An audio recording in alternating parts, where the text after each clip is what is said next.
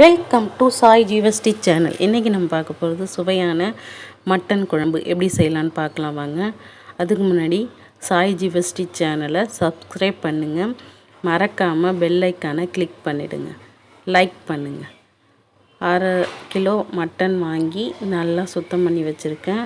ஒரு பேனில் அடுப்பை பற்ற வச்சு பேன் வச்சு 2 ஸ்பூன் அளவு எண்ணெய் விட்டுக்கிறேன். 1 ஸ்பூன் சோம்பு, 1 ஸ்பூன் மிளகு, 1 ஸ்பூன் ஜீரகம் எடுத்து வச்சுருக்கேன். 2 பட்டை துண்டு, 3 கிராம்பு, 1 ஏலக்காய் நல்லா பொரிய விட்டுட்டு இதெல்லாம் பொரிஞ்சதும் எடுத்து வச்சுருந்த மிளகு, ஜீரகம், சோம்பு 3த்தையும் ஆட் பண்ணி அதையும் நல்லா பொரிய விட்டுக்கலாம்.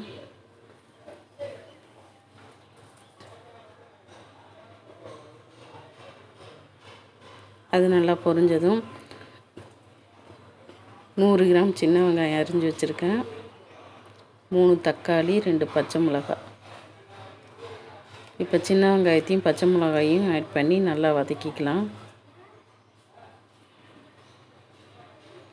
அது கொஞ்சம் நல்லா வதங்கினதும் நம்ம தக்காளி ஆட் பண்ணிக்கலாம். இப்படி நம்ம வதக்கி அரைச்சி மட்டன் குழம்பு வச்சா ரொம்ப சூப்பராக இருக்கும். உங்கள் வீட்டில் செஞ்சு பாருங்கள். இப்போ தக்காளி ஆட் பண்ணி நல்லா வதக்கிக்கலாம்.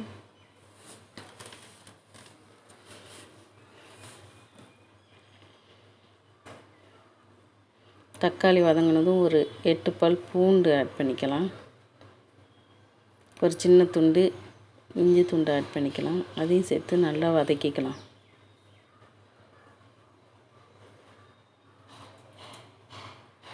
நல்லா வதங்கினதும்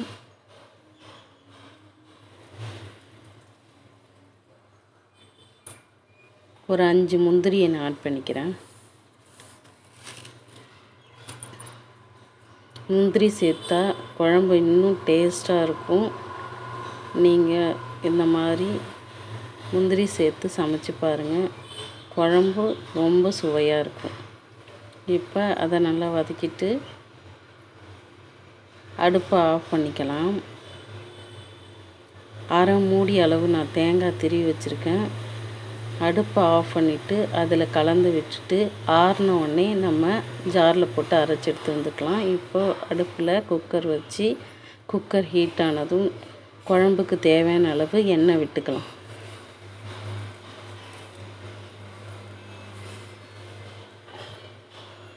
எண்ணெய் நல்லா ஹீட் ஆகட்டும். ஒரு 150 கிராம் பெரிய வெங்காயம் நான் கட் பண்ணி வச்சுருக்கேன். சின்ன வெங்காயமும் நீங்கள் சேர்த்து வதக்கிறதுக்கு யூஸ் பண்ணலாம். நான் பெரிய வெங்காயம் தான் இன்றைக்கி யூஸ் பண்ணுறேன். அது 150 கிராம் அரைஞ்சி வச்சுருக்கேன். அதில் ஆட் பண்ணி வதக்கிக்கலாம். எண்ணெய் ஹீட் ஆகிட்டுருக்கு. இப்போ ஹீட் ஆகிடுச்சு. நம்ம வெங்காயத்தை ஆட் பண்ணி வதக்கிக்கலாம். வெங்காயம் நல்லா வதங்கட்டும். இந்த குழம்புக்கு வெங்காயம் நல்லா வதங்கணும். வதங்கினா தான் குழம்பு ரொம்ப டேஸ்ட்டாக இருக்கும். நல்லா வதங்கட்டும். ஒரு தக்காளியை கட் பண்ணி வச்சுருக்கேன். ஏன்னா நம்ம 3 தக்காளி வதக்கி அரைக்கிறதுல ஆட் பண்ணியிருக்கோம். அதனால் இதில் சின்னதாக ஒரு தக்காளி மட்டும் கட் பண்ணி வச்சுருக்கேன். இந்த வெங்காயம் நல்லா வதங்கட்டும். வதங்கினதும் இந்த தக்காளியை நம்ம ஆட் பண்ணிக்கலாம். இப்போது நம்ம வதக்கி அரைக்கிறதுக்கு ஆற வச்சுருக்கோம்ல, அந்த மசாலாவை நம்ம ஜாரில் போட்டு அரைச்சி எடுத்துகிட்டு வந்துடலாம். வெங்காயம் வதங்கட்டும். இப்போது வதங்கிட்டுருக்கு, நல்லா வதங்கிடுச்சு. இந்த டைமில் நம்ம அந்த ஒரு தக்காளி ஆட் பண்ணி அதையும் நல்லா வதக்க விட்டுடலாம். அது வதங்கிட்டுருக்கட்டும். இந்த டைமில் போய் நம்ம ஜாரில் போட்டு அரைச்சி எடுத்துகிட்டு வந்துடலாம். நல்லா வதங்கணும். எப்போதுமே குழம்புக்கு வெங்காயத்தெல்லாம் நல்லா வதக்கிட்டு வச்சிங்கன்னா குழம்பு ரொம்ப டேஸ்ட்டாக இருக்கும். நீங்கள் இந்த மாதிரி வதக்கிட்டு குழம்பு வைங்க. அப்போ தான் ரொம்ப ருசியாகவும் இருக்கும், டேஸ்ட்டாகவும் இருக்கும். நல்லா வதங்கிட்டுருக்கு. இந்த மாதிரி நல்லா வதங்கணும். பாருங்கள், நான் ஜாரில் மாற்றி அரைச்சி எடுத்துகிட்டு வந்துக்கிட்டேன். இந்த மாதிரி நீங்கள் அரைச்சி எடுத்துகிட்டு வந்துடுங்க. இப்போது நல்லா வதங்கிடுச்சு வெங்காயம். இந்த டைமில் நம்ம அரைச்சி எடுத்துகிட்டு வந்த அந்த விழுதையும் சேர்த்துக்கலாம். 1 கிலோ கருவேப்பிலை கொத்து ஆட் பண்ணிவிட்டு அரைச்சி எடுத்துகிட்டு வந்த அந்த விழுதையும் ஆட் பண்ணி ஒரு வதக்கிக்கலாம்.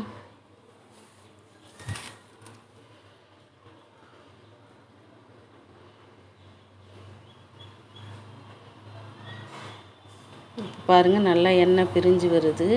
இந்த டைமில் நம்ம 1/2 ஸ்பூன் மஞ்சள்தூள் போட்டுக்கிறேன். 1 ஸ்பூன் தனி மிளகாய்த்தூள், 2 ஸ்பூன் மல்லித்தூள், 3 ஸ்பூன் குழம்பு மிளகாய்த்தூள், 1/2 ஸ்பூன் காஷ்மீரி மிளகாய்த்தூள் ஆட் பண்ணி நல்லா வதக்கி விட்ட பிறகு நம்ம எடுத்து வச்சுருந்த மட்டனையும் அதில் ஆட் பண்ணி நல்லா கலந்து விட்டுக்கலாம். மசாலாவோட நல்லா கலக்கட்டும். அந்த அளவுக்கு நம்ம கிளறி விட்டு கலந்து விட்டுக்கலாம். இப்போ ஜாரை கழுவி நான் அதில் ஆட் பண்ணிக்கிறேன். நமக்கு தேவையான அளவு தண்ணி விட்டுக்கலாம். மட்டன் குழம்பு தண்ணியாக வச்சாலும் ரொம்ப டேஸ்ட்டாக இருக்கும், கட்டியாக வச்சாலும் நம்ம டேஸ்ட்டாக இருக்கும். நமக்கு எவ்வளோ தண்ணி தேவையோ அந்த அளவுக்கு ஊற்றி நம்ம தேவையான அளவு உப்பு போட்டு ஒரு கொதி வரட்டும். வந்ததும் நம்ம லிட்டு போட்டு மூடிடலாம். பாருங்கள், லைட்டாக கொதி வருது. அந்த டைமில் நம்ம குக்கர் மூடிட்டு விசில் போட்டுடலாம். விசில் போட்டு ஒரு 4-5 விசில் நல்லா வேகட்டும். மட்டன் நல்லா வேகணும் இல்லையா, அதனால் 4-5 விசில் நல்லா வேகட்டும். வெந்துருச்சுன்னா சுவையான மட்டன் குழம்பு ரெடி ஆகிடும். வாங்க, நான் ரெடி ஆகிடுச்சு. நான் பாத்திரத்தில் மாற்றிட்டேன் குழம்பு. சுவையான மட்டன் குழம்பு ரெடி ஆகிடுச்சு. நீங்களும் இதே மாதிரி உங்கள் வீட்டில் செஞ்சு சமைச்சு சாப்பிட்டு பாருங்கள். சூப்பராக இருக்கும், டேஸ்ட்டாக இருக்கும். சாய் ஜீவஸ்ரீ சேனலை சப்ஸ்கிரைப் பண்ணுங்கள்.